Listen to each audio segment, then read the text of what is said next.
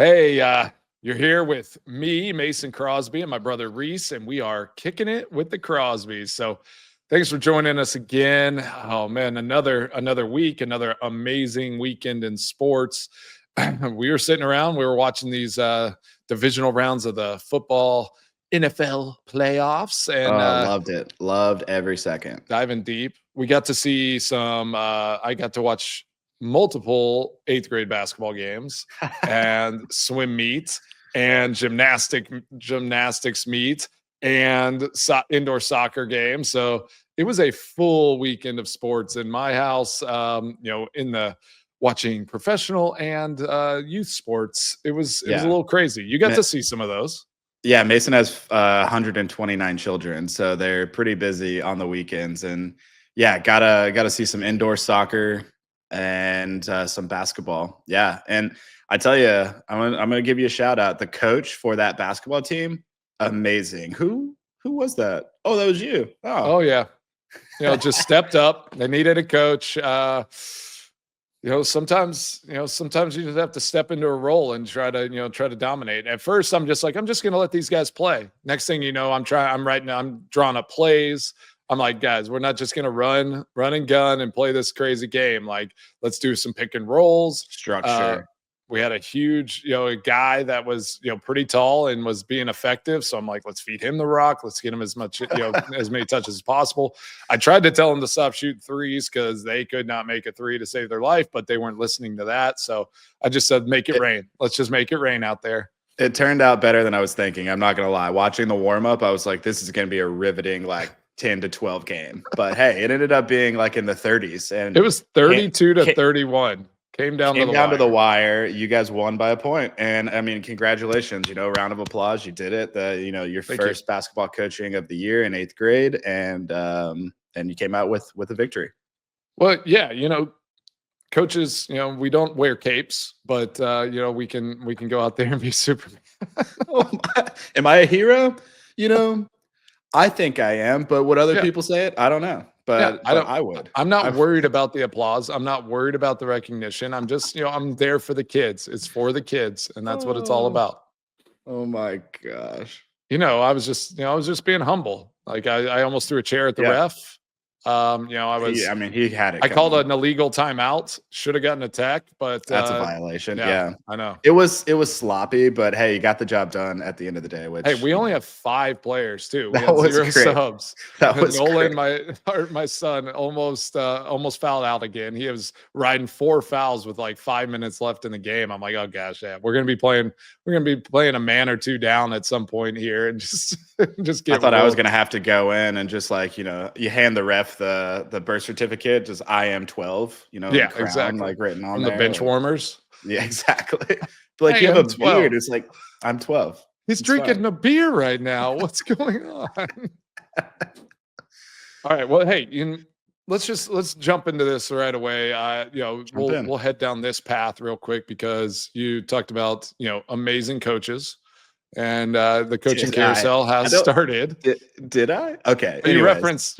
I'll let you have it. Continue. Okay. I'll let you have it. So we're right before we jumped on, Ben Johnson has officially been announced as the Bears' new head coach. Initial reactions go. Initial reaction. Who's Ben Johnson? I don't. Tell me more. That's Reese. That's sad. But that's my he's initial reaction. He's the guy that didn't do a great job calling the game and the Lions Commanders game. They got smoked. So he's offensive coordinator. Thank you. I stretch a little bit there, but he seemed to wanted to get very creative in that game. I mean, how many reverses can you run in one game? And how many trick plays can you try to do with your offense in one game? You're trying to get your receiver to throw passes. I'm not for that all the time. Once every really 10 games, maybe, but 3 times in a game or whatever they did. I will tell you, I love a little outside zone shovel pass by a running back. That was a cool one. I did appreciate that was good. I had never seen that before. Yeah, so I like that one. But maybe that's Well, what, hey, maybe the Bears saw that. Maybe they were on the fence and then they saw all those trick plays and they're like, that is what we need in we need Chicago. a little sleight This of will get hand, a us little this might get us like 6 wins next year. It some could, who flair. knows? They could get over the hump and get, They need 6 they need plus. some pizzazz and some flair, and we're like, this is our guy, Ben. Come on, buddy. Come on over, man. Like, this is what we need. We need the hype. We need the trickeration, if you will. I mean, Is that a like, word? I don't know. it's I've heard it. Probably I've heard it before. I think, yeah, it's probably a word. Don't look it up. But like, yeah, I mean, that could be the thing. Again, like, you come from a team like that and they're doing well. So like, you have, again, some momentum. Let's implement some styles. Let's get some trickeration going. Let's give the city of Chicago what they want, and they want flair. I think they need that juice right now. they need it. They need something. Like, I mean, I'll tell you, over all the years that I've been going to Chicago games, like usually, obviously, as a Packers fan, it's funny that no one ever cheers for the Bears. Usually, when you're an away fan and you go somewhere, it's always like, go Steelers, like, go Cowboys, whatever. Like, there, it's always like they just boo you. They never like cheer for their team as like part of That's their interesting. insult. So hey, maybe that's what they need. They're never like, go Bears, we're number one, we're gonna win. It's always just like, F you, get out. Like, usually, like, honestly, how it goes. It's literally like they never are like hyping up their own team to insult like the away fans. So like, again, maybe they need some flair. Maybe they need that hope of be like, our coach is awesome. Dude, we're gonna go for it on 4th down. You can't stop us. Like, this could be it. Maybe this is we're just doing everything crazy. Throw caution to the wind. It's gonna be wild. Put athletes on the field and make things happen. I think that's the case. And I've heard the other side, like in Packers Stadium, that in Lambeau, that the Bears fans get super annoyed at Packers fans because they are too nice. They don't rip them. They're not just like critical of all things, fan related. And they're just like, why would I yell at you? Like, we're beating y'all by 30. Like, why would I be mad about that?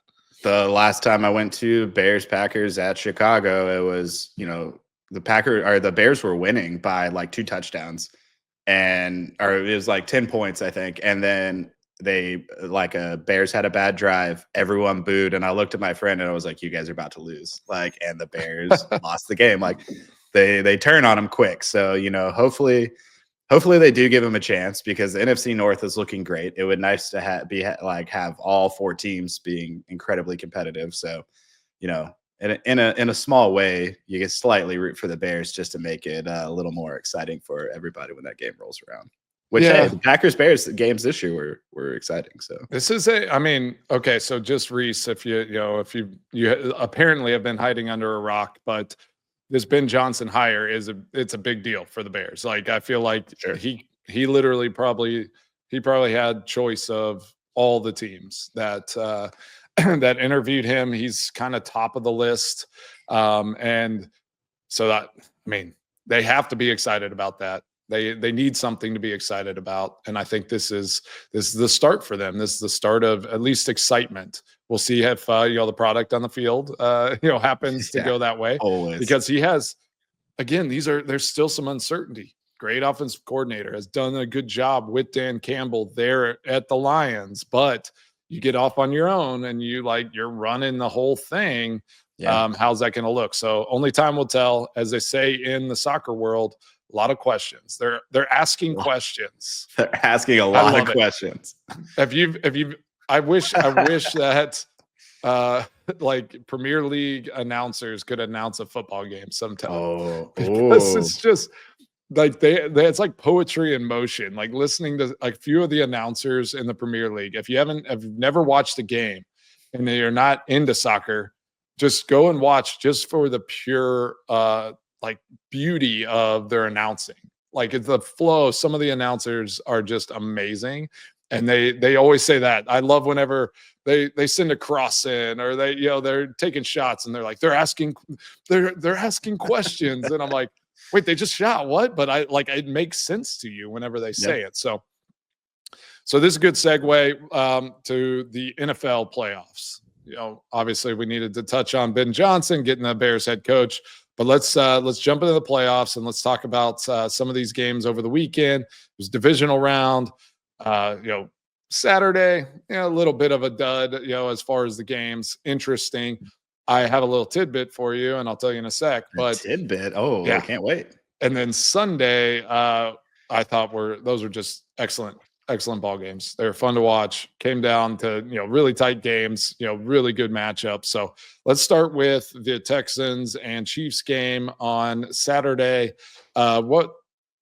Chiefs just did Chiefs things. They it was, I'm like, did they do anything? Like, I don't know what happened. Mahomes threw for 170 yards.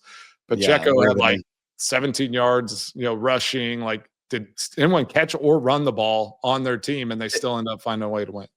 It was one of those games. What's funny about you saying that, though, you're like, Saturday games, one of the games on Saturday was boring, and it was this Chiefs game because it's the Chiefs, and it's never exciting. It's always dull. At least this year.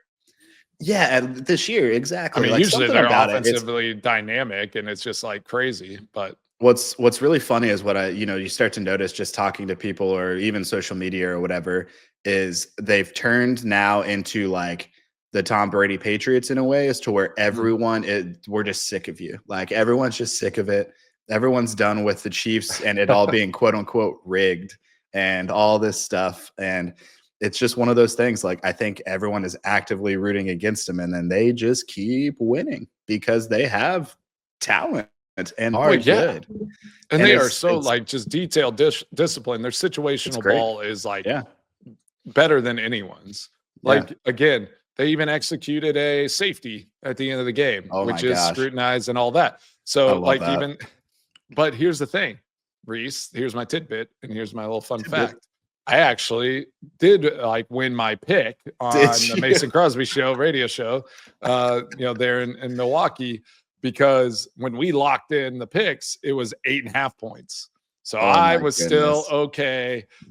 That's wild. I was so excited this morning when I found that out. I forgot that we had locked it in at 8.5 whenever that was the line. So I was still in the clear after that safety.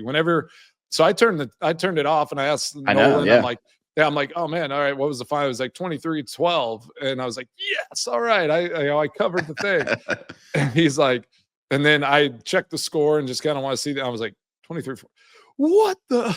Yeah. I was not happy. And just like some context on just that whole situation. So the spread at the time was 9.5, meaning that if you are placing bets on the game and you do the spread, that means you're saying that the Chiefs can win, but if they win by 10 or more, the Chiefs win outright. If they win by anything less than that, technically the Texans cover the spread. So it's a big betting line. It's basically giving the Texans 9.5 points to quote unquote still cover and win their bet. And so what happens was it was 11 is what it was at. So the Chiefs are winning outright. They're beating the spread. And they did a play that, I don't know, arguably was a good decision, but at the same time could have gone the other way. You're up by 11 points. That's 2 touchdowns. You still got to kick an onside kick if they score, so on and so forth.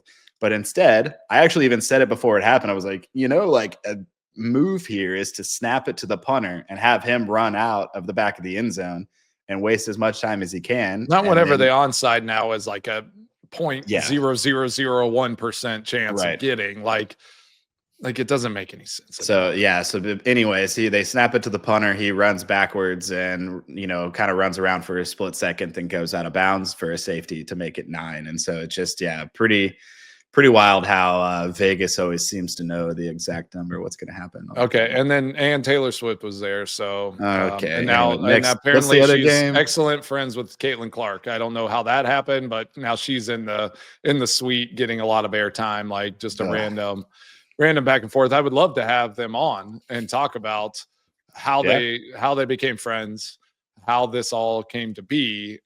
So that's, if anyone has an in with Caitlin Caitlin Clark, send us her number. We'll get her on the next show, and we'll have a discussion on how that friendship has blossomed and how that came to be. Yeah, girl power. So let's move on. Let's move on to the next one. I'm done with the Chiefs Texans. Yes, thank you. Let's go to the Eagles. No, it was the Commanders Lions. No. We have to talk. Thank you, Commanders Lions. Yeah, because I'm sorry, you messed it up. This game was so much fun to watch. I loved this game. It was Ben Johnson. Have you heard of Ben Johnson? Oh my gosh, yeah. Offensive coordinator. What an offensive genius. I learned so much, and I'm going to do it. I'm going to do something where I just learned a fact. Now that he's not at the Lions, Lions are done. Lions are cooked. Bears are winning the North. Whoa, I love that. I love the hype already. Let's do this. The way too early predictions. Way too early. But this game was so much fun. It was an absolute blast to watch. And I do something that I don't normally do is I usually watch all the games at home. Just over the years, just being in public and hearing what everyone says about the games is always just ridiculous. But I decided to go to a sports bar and watch this game. And it was electric in there. It was so much fun. Somehow there's Lions fans now that exist in the world. There are. They exist. And then apparently, we talked about it. We're like, hey, I've never met a Commanders fan. I have now. There's a handful of them around. Okay. And so it was the most fun. Just play after play, one of those no defense games, which for a neutral fan watching was so much fun. You got reverses and deep balls and 1 yard passes that are going all the way down the field. Love this one. Yeah. So you're a big Jaden Daniels fan now. Oh, yeah, I am now. Yeah. You're all in. Yeah. Super Daniels. Bowl, all in Jaden Daniels. All right. So now are you a converted Commanders fan? Are you a Commanders fan the rest of the okay. Nice. I think so. I'm a Commanders fan. I can see that for you. Yeah, always have been, maybe. I don't even know. It just feels like Jaden Daniels is my spirit animal at the moment. Yeah, so that one I picked the Lions thinking Lions, were just that team this year. But the Commanders have been a worry for me this whole, as they got into the playoffs, once they got the 6th seed and the Packers fell into that 7th seed and how they ascended towards the end of the year, this Commanders team, they're gonna be something to reckon with. It's kind of wild. Think about it. They kind of have that path that the 2010 Packers team had. They're checking off those boxes, and they're going to go there to Philly and have a really tough test. But I think they're the type of team with how they're playing that they could make something happen there in Philadelphia. Yeah. Well, okay. So now let's flip to the Sunday game. So Rams, Eagles, Ravens, Bills. One of the questions I have about this, we can talk about the scores and dive into the analytics, but one thing I do want to know about is these games were snowy. These games were cold. Tough conditions. What's that like as a player? I obviously from a kicker standpoint is different, but just in those types of games, whenever there is rain, snow, and it's all over the field, you got to clear out your plant foot area or just the guys, the running backs, the linemen.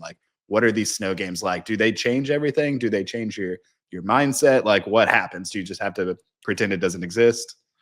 I don't know if you can pretend it doesn't exist. Snow exists. Snow is real. It is a real thing. It actually exists on the field and in the world. Yes, I seen it.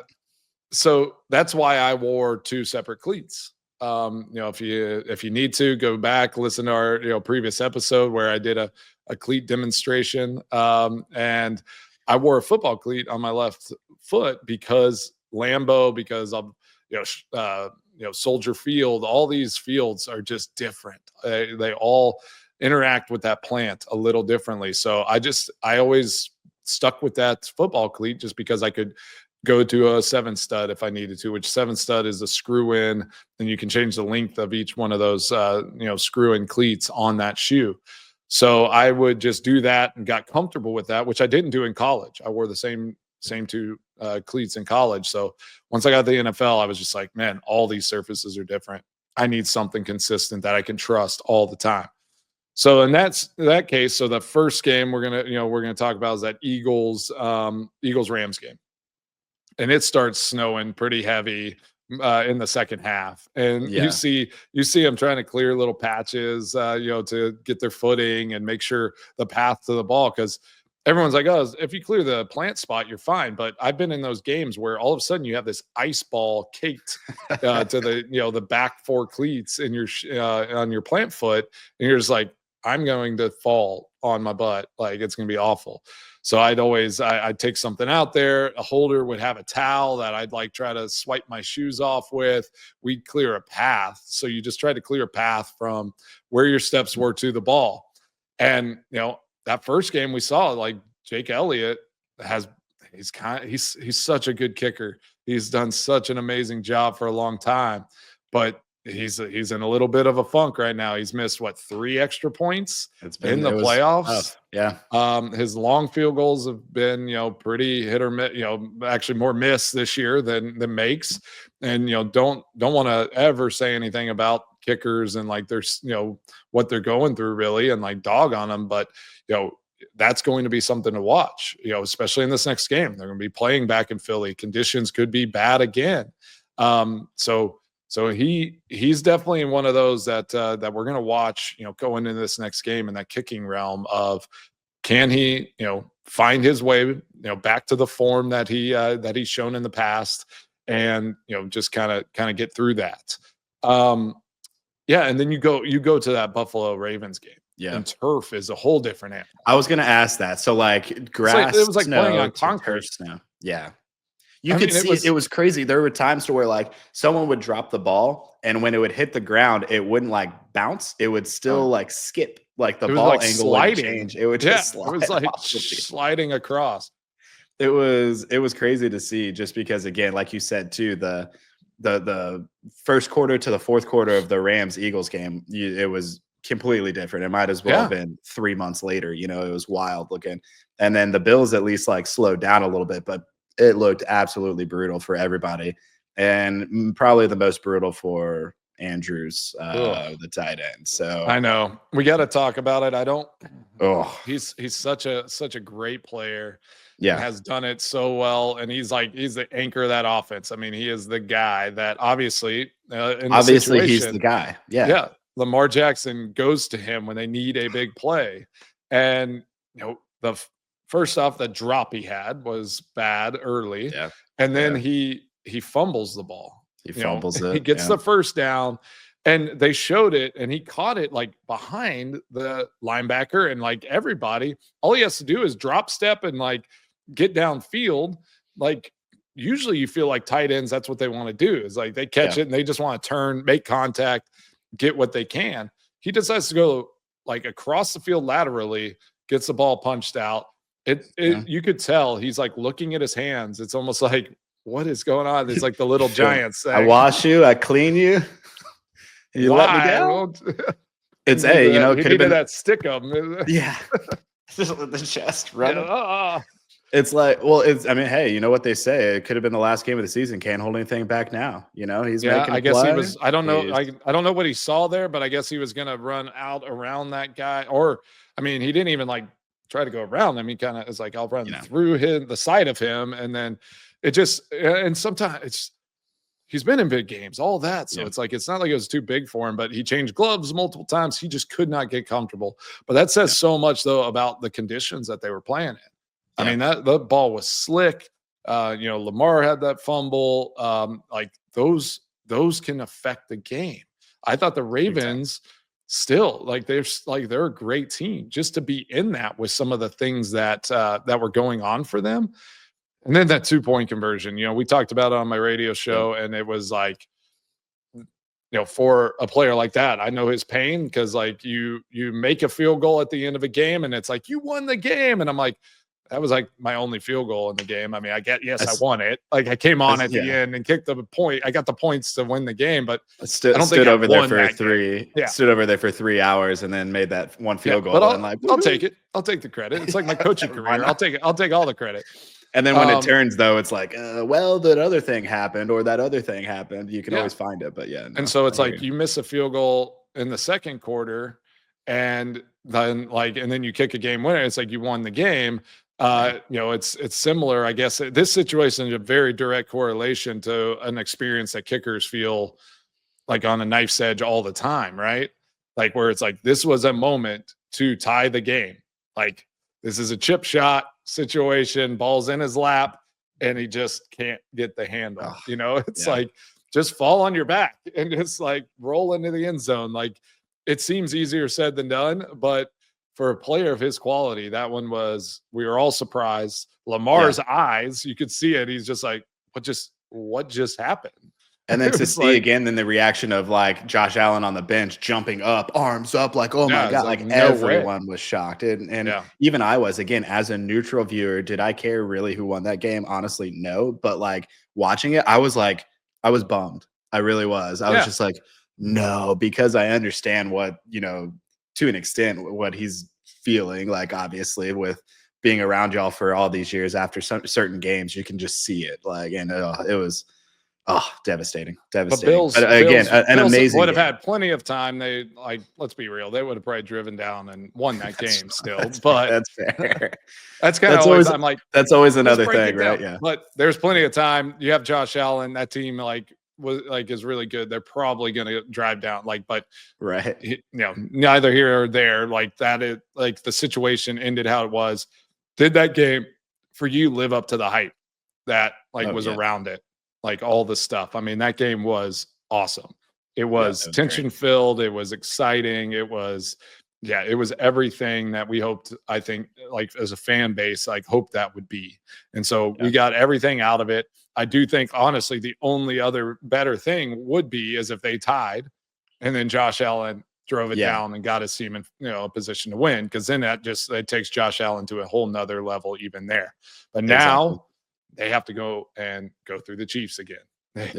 Josh Allen has another mountain to climb to get over that hump and beat the Chiefs to get to the promised land. So it's going to be fun. It's we'll keep looking. We'll look at those games in our next episode and really run down what this championship weekend is going to look like. But I love playoff football, man. I love and hate it. I have this tension and this feeling of just like, gosh, it's so devastating. I heard Dan Campbell talking after the game, and what a difference in coaches, the winning coach and the coach that loses. Dan Campbell, it sounded like he had been yelling the whole time, couldn't speak, he's almost, he's kind of holding back tears. It's just, he's devastated. And then Dan Quinn's just breaking down. He's like, Jay Daniel's awesome. I love football. He's got the backwards hat on. He's just having a great time. Just like that, how different, it can feel on both sides is why, these playoffs are so awesome. You're just living on a knife's edge. Just it's over. It's over for one team and we're moving on. So, such a fun weekend watching sports. Let's move into a little soccer recap over the weekend. I'm ready for that. Big lineup of Premier League games. My team, Walsall, got another W. So love it. We are rolling top of the table, League Two. Yeah, heading to the top. And I have a question for you, and it's kind of along the lines of like the EFL system. How the system works over there. So bottom teams in each league will get relegated, which means drops down into the lower tier league. And then the top few teams, and each league has a different number of teams that go up and down. And then the top two will move up into a league. So I know a few years ago, there was all this talk about a super league, right? Almost making it like how the NFL is, right? Where it's all the major big clubs wanted to form together, form a league where they can never be relegated. They're just going to go and chase the money and do all of the stuff and just kind of leave all that nonsense behind. So it's interesting. And, for our football listeners and people that just follow American football primarily, or American sports, where that would be unheard of to think that you could drop down a league and all that. What, do you think with American ownership stepping into Premier League, all of that, there's pressure for something like that to happen? And do you think it would ever change? And I just can't see it changing, because they fought hard to not let that happen. And I think it would kill all those lower leagues if that ever, if something like that ever happened. It would have been one of the worst things that would have ever happened to soccer, to football in the world, to be honest. I mean, like truly, just because. So the idea was to have. There's a tournament that lasts the whole season based off of like the top teams in each league in Europe, and it's called the Champions League. And it's a long tournament, but like the top 4 teams in England go, the top teams in Germany, France, Spain, so on and so forth, into Turkey and Italy, all over Europe. You have these teams that go into it, but you qualify to get there. They change fairly often. Some teams are there every year. Your Real Madrids are there all the time. Your Barcelonas, your ESGs in France, stuff like that. But that's due to also like the leagues being maybe not as fully entirely competitive all the time. But basically how that works again, though, you earn your place to be there. You earn that spot every single year in the top 4 or top 2 or whatever it is to qualify for the Champions League. So it's really exciting. Like you have the chance to be there. This other idea was to literally just hand pick your teams of the best in the world. Again, Liverpool and Real Madrid and Bayern Munich and all these massive teams that are the biggest, wealthiest in the world would now just the rich get richer, and they would just only play each other over and over and over and over again.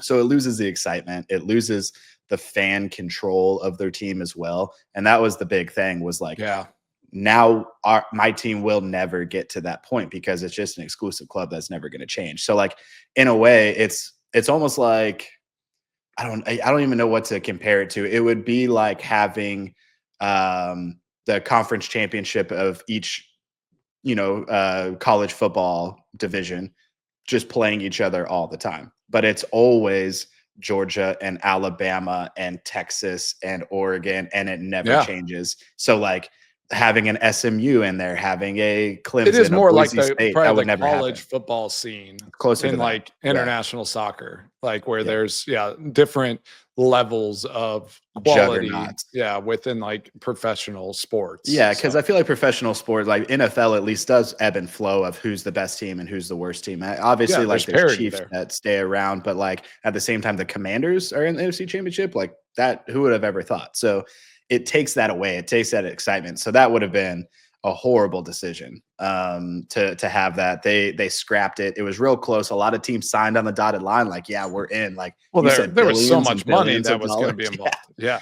You said billions of dollars. I'm in. Yeah. I want in on that. And like, Seriously. as an owner, like, I mean, I get it, right? That's the whole point. Yeah. Like, a lot of these people aren't fans of their teams. They're buying it for a financial purpose. Yeah. And so, like, that's the separation you got. You got the separation from the owners and the separation of the fans, and you just could never make it back up. And the fans started turning on owners and like, literally protesting this league. Like it was crazy. So very, very grateful that did not happen. I mean, even though Liverpool was amongst the teams talking about being in the league, like good for Liverpool to, have money and, whatever, but like, I don't really want to watch again, American-based ownership too. So like, that's a good point.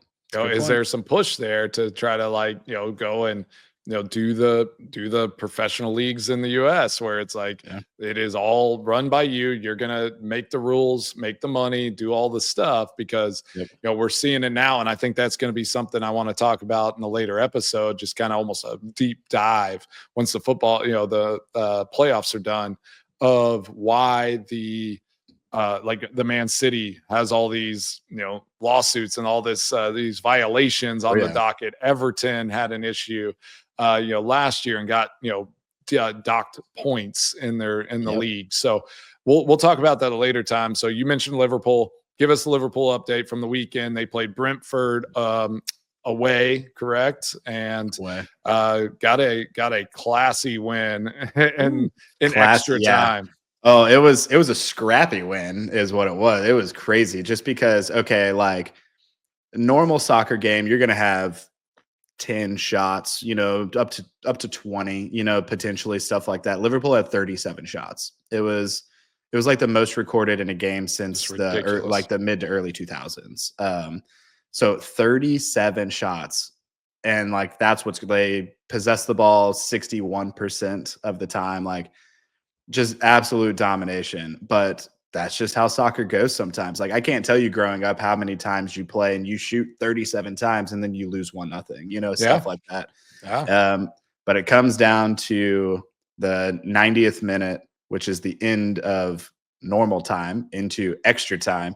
And then you have a guy, Darwin Nunez from Uruguay. He's from Uruguay.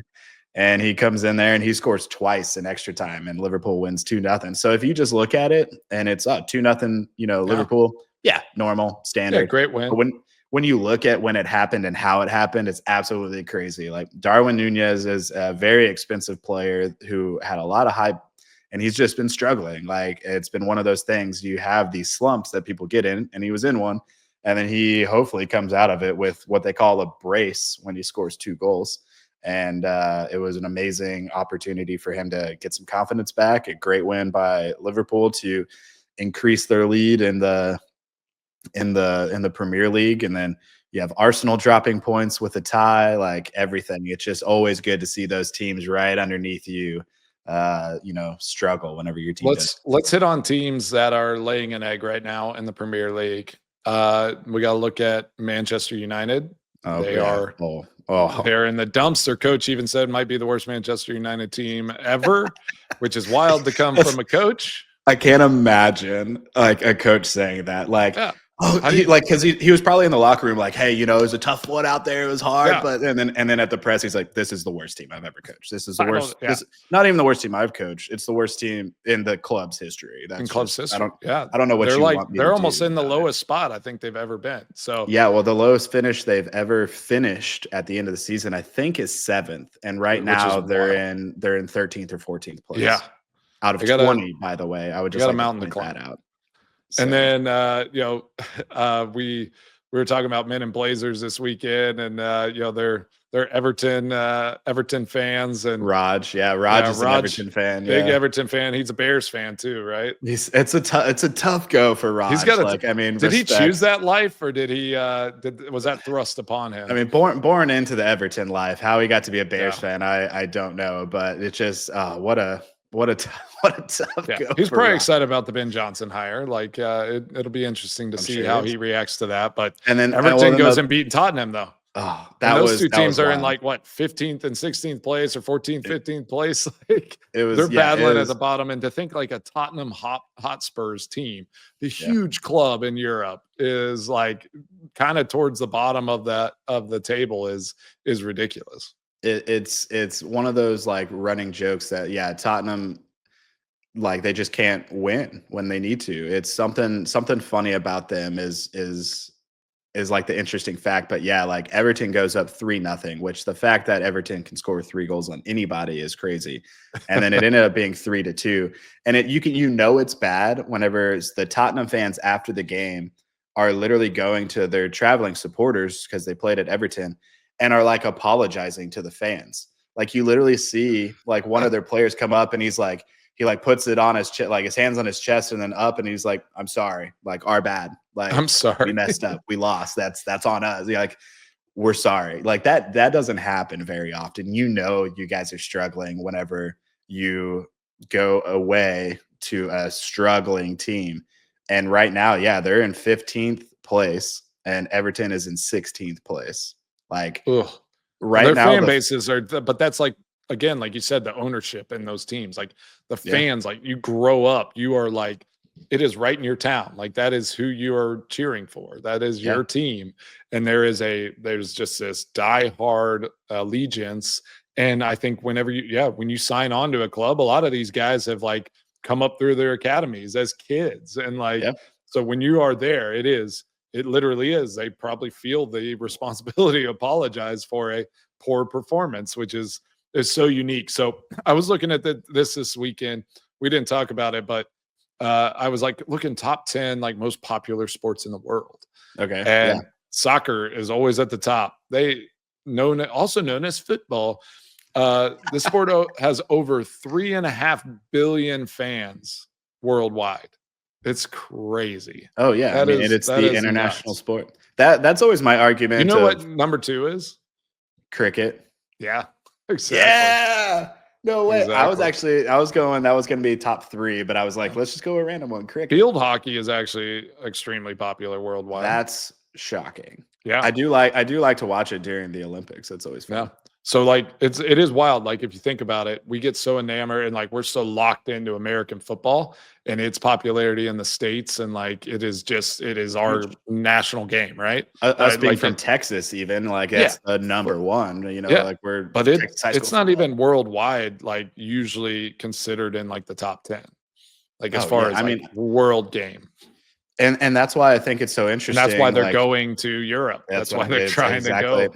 That's what I was about to say is they're trying to grow it, and there is interest, but then Yeah. it's only interesting for them whenever it's right in front of you, and it's just not all the time. So like, I don't know, maybe you start getting some more international players like basketball has or Yeah. baseball and stuff like that, and then you can grow it a little bit more worldwide. And I know they're trying to do that, but like you said, like there could be academies like again, like we going back to England and soccer, these guys are literally joining these clubs when they're 10 years old and Yeah. playing in their academies and then trying to make it to the like senior level, which is like the starting team that you know about.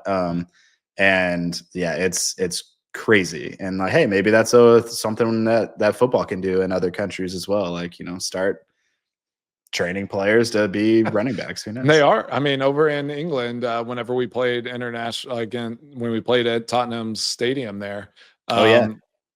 we actually trained for a day at like a UK NFL like academy site.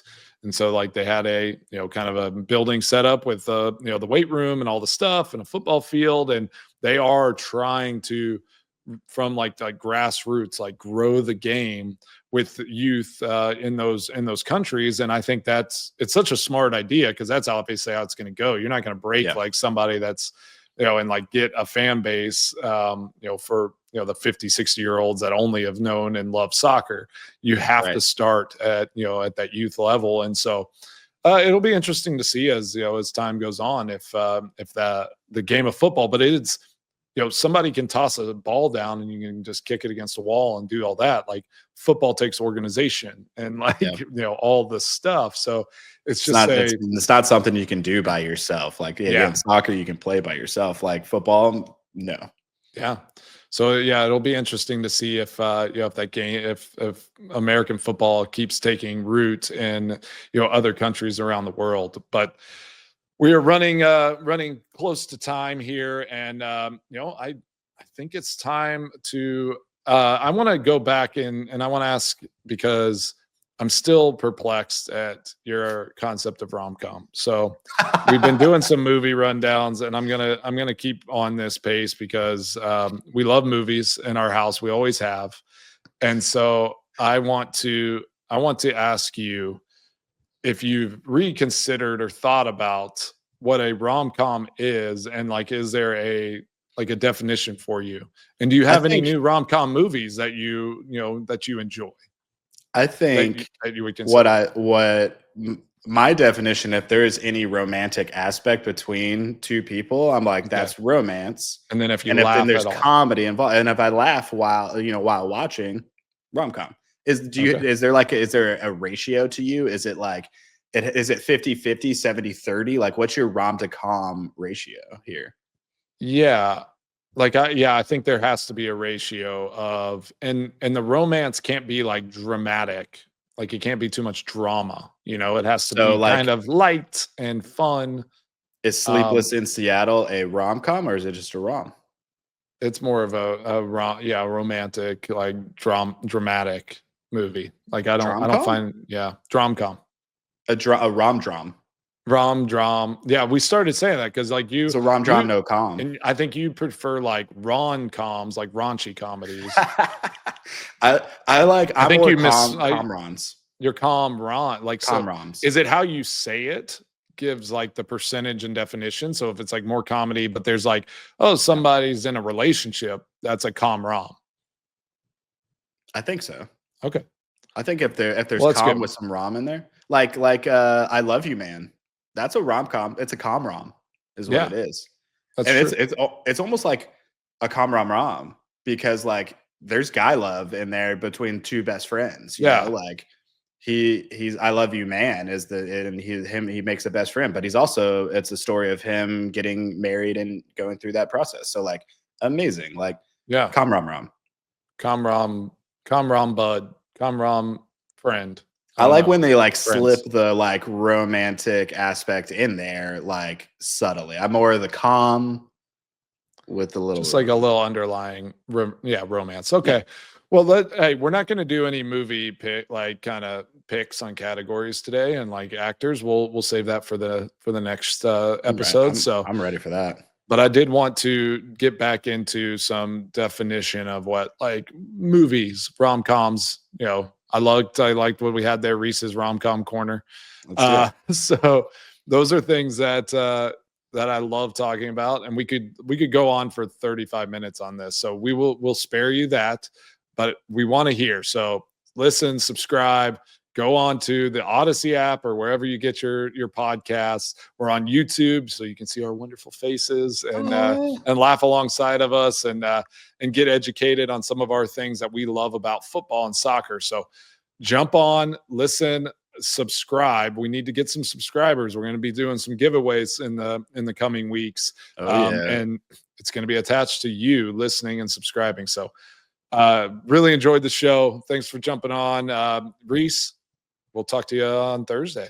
See ya Later.